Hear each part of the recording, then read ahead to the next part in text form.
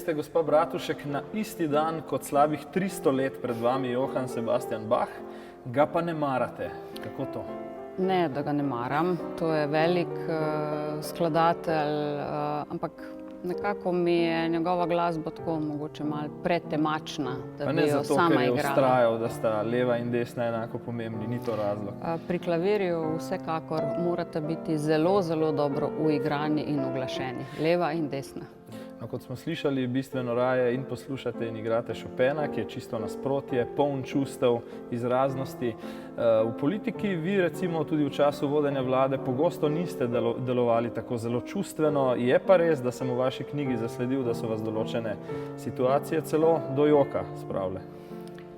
Sem čustvena oseba, kakorkoli, tudi če tega ne pokažem na vsakem koraku in mi ni problem povedati, tudi če me kakšna stvar spravi do solz. In me je tudi... Če se prav spomnim, ta situacija s stranko Pozitivna Slovenija. Ja, jok je bil pravzaprav takrat, ko sem res dejansko ugotovila, da Zoranu Jankoviću ni do tega, da bi nam brez njega uspelo. In sem mu to tudi povedala, da tako čutim in ni zanikal, da imam prav. 6 let klavirja je za vami, se pravi nižja osnovna šola. Nižja glasbena šola, ja. In koliko treninga, da je to zvenelo tako, kot je zvenelo?